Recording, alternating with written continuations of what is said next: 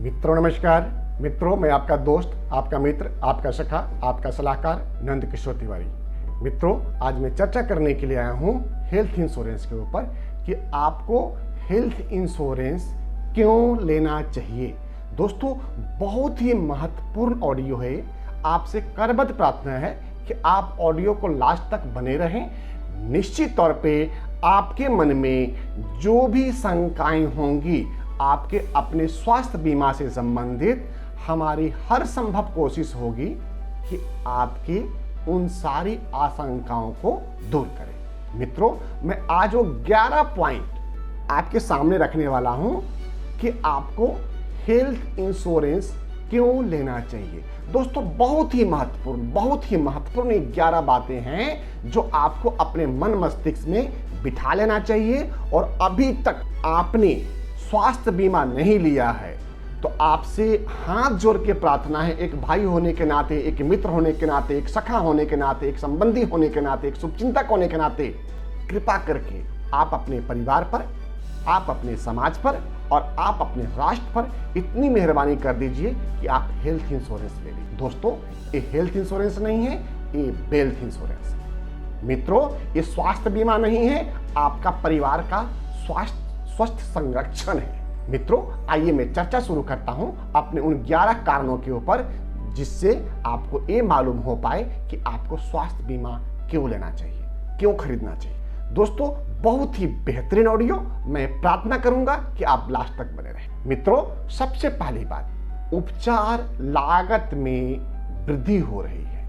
मित्रों, ये गौर करके देखा गया है कि ईयर बाय ईयर हेल्थ का जो एक्सपेंस है, हॉस्पिटल के जो खर्चे हैं, मेडिकल जो कॉस्ट है, उसके ऊपर लगभग 20% से ज्यादा पर ईयर का इन्फ्लेशन इनबिल्ट हो रहा है। मित्रों, इसका मतलब है कि जो इलाज आज के दिन में 1 लाख रुपए में होता है, आज से 4 साल के बाद में उसी इलाज के ऊपर खर्चा 2 लाख होगा। आज से 8 साल के बाद में उसी इलाज के ऊपर खर्चा 4 लाख का होगा। यानी कि आगे आने वाले समय में आपको मेडिकल एक्सपेंस बहुत तेजी से बढ़ने वाला है। दोस्तों, पॉइंट नंबर 2, 16% भारतीयों को स्वास्थ्य देखभाल की लागतों में बढ़ोतरी कारण गरीबी में धकेल दिया जा रहा है। बहुत महत्वपूर्ण डाटा मैं आपके सामने लेकर के आया हूं कि 16% ऑफ इंडियन पॉपुलेशन सिर्फ अच्छे स्वास्थ्य के इलाज में अपने जीवन भर की जमा पूंजी को स्वाहा कर देता है, बर्बाद कर देता है, सत्यानाश कर देता है, हॉस्पिटल में दे देता है, जिसकी वजह से आजीवन वो एक गरीबी की दलदल में धकेल दिए जाते हैं। दोस्तों, पॉइंट नंबर 3, अस्पताल में भर्ती लगभग 40% लोगों को खर्चों को कवर करने के लिए धन उधार लेना या संपत्ति बेचना पड़ रहा है। ये बहुत ही साइंटिफिक डेटा है, आप कृपा करके इस डाटा के ऊपर बिल्कुल भी शक मत करिएगा। 40% जो पेशेंट हॉस्पिटल में एडमिट हो रहे हैं वो अपने इलाज के खर्चा सिर्फ अपनी जमा पूंजी ही नहीं, किसी से उधार लेके, किसी से कर्ज लेके, कहीं पे प्रॉपर्टी गिरवी रख के, कहीं पे प्रॉपर्टी मॉर्गेज करके, कहीं पे अपनी ज्वेलरी और बहुमूल्य सामान को गिरवी रख करके या प्रॉपर्टी को बेच करके वो अपना इलाज करा रहे हैं। दोस्तों, एक एक पॉइंट को आप गहराई से समझने की कृपा करिएगा। पॉइंट नंबर 4, संक्रामक रोगों के बजाय जीवन शैली के कारण बीमारियां फैल रही है। दोस्तों, इस 4 नंबर पॉइंट बहुत जबरदस्त पॉइंट है कि आज के दिन में जो ज्यादातर बीमारियां हो रही हैं, अगर हम कोरोना जैसी महामारी को सिर्फ छोड़ दें, दरकिनार कर लें, उसके बावजूद भी आपकी जो जीवन शैली है, आपका जो खान पान, रहन सहन, वातावरण, विचार व्यवहार और सामाजिक सोच है, उसके ऊपर ज्यादा बीमारी तेजी से फैल रही है, न कि संक्रमक की वजह से। संक्रमक एक बहुत तेजी से कोरोना जैसी महामारी में हम सबके नजर में आया है अन्यथा इससे पहले और इसके बाद में देखेंगे तो आप पाएंगे कि ज्यादातर बीमार वो व्यक्ति हुए हैं जिनका जीवन शैली अव्यवस्थित है। दोस्तों, मैं पॉइंट नंबर 5 के ऊपर आना चाहता हूं, भोजन में जंक फूड का अत्यधिक सेवन। दोस्तों, आए दिन आप देखेंगे आपके घर में, आपके परिवार में, आपके दोस्त मित्र सखा और संबंधियों के घर में जंक फूड की मात्रा बहुत तेजी से बढ़ गई है। अभी भी अगर हम ग्रामीण परिवेश को ध्यान से देखें, स्टडी करें, तो आपको नजर आएगा कि वहां पर अभी भी काफी हद तक अपने घरेलू भोजन के ऊपर लोग आधारित हैं।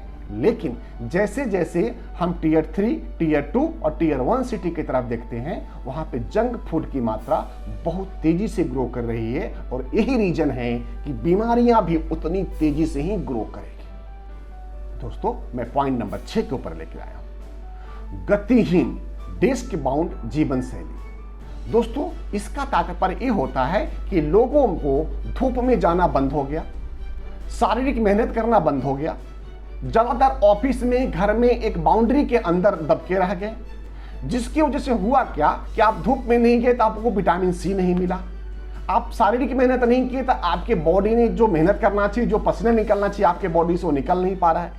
95% पब्लिक अपने जीवन शैली की वजह से बीमार होगा या होने वाले हैं। पॉइंट नंबर 7, जिसकी वजह से इन ऊपर की जो हमने 5-6 पॉइंट दिए हैं, इन सब की वजह से आपके शरीर की मोटापा बढ़ता जा रहा है। ध्यान दीजिएगा, आज से एक पीढ़ी पहले, आज से 40 साल 30 साल पहले लोगों में इतनी मोटापा नहीं हुआ करती थी। आपके गांव में, आपके डिस्ट्रिक्ट में, आपके जिले में, आपके तहसील में, आपके तालुका में, आपके कस्बे में बामुश्किल 1, 2, 5 व्यक्ति हुआ करते थे जिनकी मोटापा आम व्यक्ति से ज्यादा होती थी। लेकिन आप गौर करके देखेंगे कि हर घर में मोटापा, थायराइड, डायरेट्रिक एक बढ़ती हुई बीमारी का लाइन लगा रखा है हर घर में, हर परिवार में। और इसका सबसे बड़ा कारण है डेस्क बाउंड और जंक फूड। पॉइंट नंबर 8 के ऊपर आता हूं दोस्तों,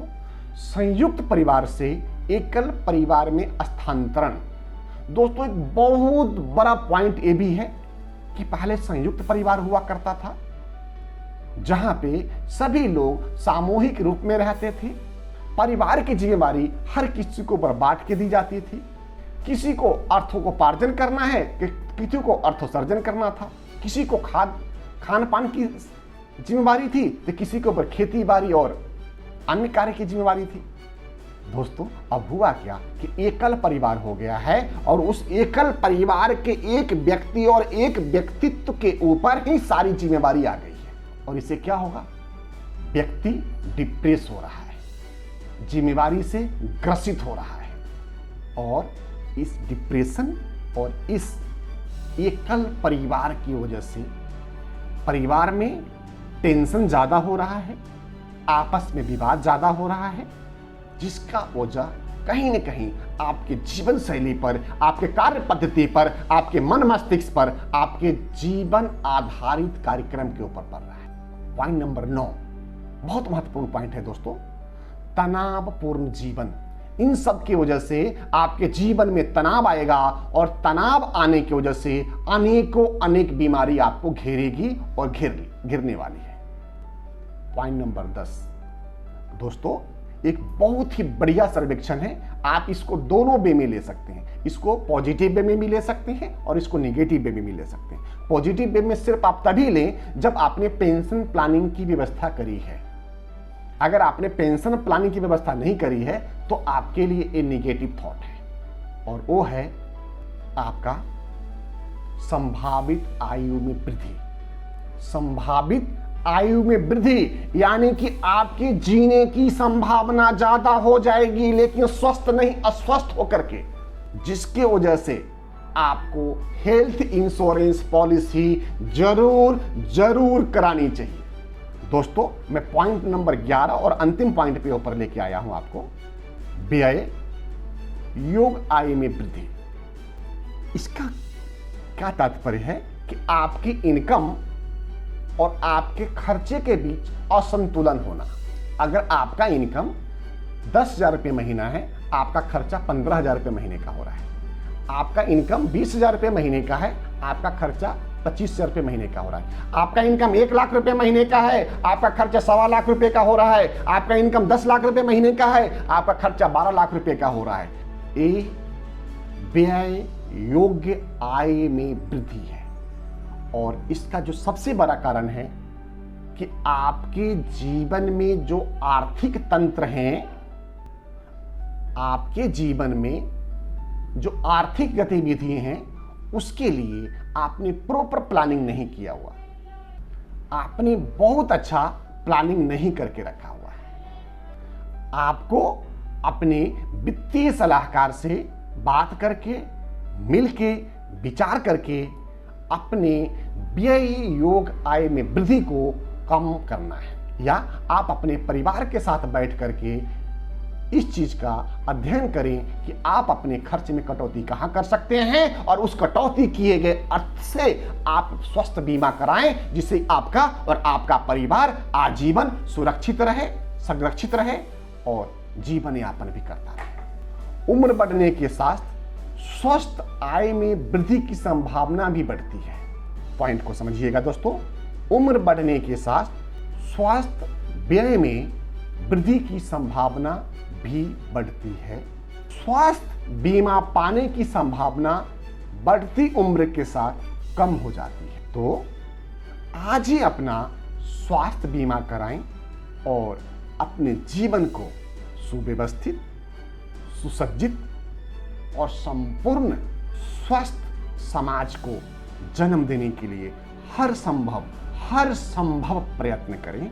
इसी के लिए आज हम आपसे करबद्ध प्रार्थना करके ये कहना चाहते हैं कि आप भारतवर्ष में कहीं भी हैं, किसी भी प्रदेश में हैं, किसी भी डिस्ट्रिक्ट में हैं, किसी भी थाना क्षेत्र में हैं, किसी भी ब्लॉक में, किसी भी गांव में, किसी मोहल्ले कस्बे में हैं, आपके सामने जो नंबर आ रहा है, आप उस नंबर पे कॉल करें और पूर्ण जानकारी प्राप्त करें कि आपके लिए, आपके परिवार के लिए कौन सी पॉलिसी, किस तरह की स्वास्थ्य बीमा सबसे उपयुक्त रहेगी, जो आज भी और आगे आने वाले समय में भी आपका हमेशा कदम से कदम मिला के चलता रहेगा। दोस्तों, इसी के साथ में मैं अपनी वाणी को विराम देता हूं और आपसे प्रार्थना करता हूं कि अगर आप हमारे चैनल पे पहली बार आए हैं और ये ऑडियो संदेश आपको कहीं भी किसी भी रूप में आपको मन को झकझोर रहा है, आपको अपने आत्मशुद्धि की तरफ लेके चल रहा है, आपको अपने फाइनेंशियल प्लानिंग कराने की तरफ लेके चल रहा है, आपको अपने स्वास्थ्य योजनाएं से जुड़ने के लिए प्रेरित कर रहा है, तो दोस्तों आपसे प्रार्थना रहेगा कि इस ऑडियो को अपने दोस्त, अपने मित्र, अपने सखा और अपने संबंधी तक भेजें, क्योंकि दोस्तों अगर आप स्वस्थ हैं तभी आप जीवन की सारी आनंद को प्राप्त कर सकते हैं। इसलिए आप सभी से प्रार्थना है कि जितना जल्दी हो सके अपना स्वास्थ्य बीमा कराएं और आप अपनों को स्वस्थ और स्वच्छ देखने की हर संभव अपनी आवश्यकताओं को पूरा करें। और मैं पिछले जो 22 सालों से आप लोगों की सेवा में रहा हूं, आप उस सेवा का लाभ उठाएं और इसी के साथ हमें भी सेवा का मौका प्रदान करें। इसी के साथ में हम आपसे विदा लेते हैं। आपको सादर प्रणाम, नमस्कार, जय हिंद, भारत माता की जय।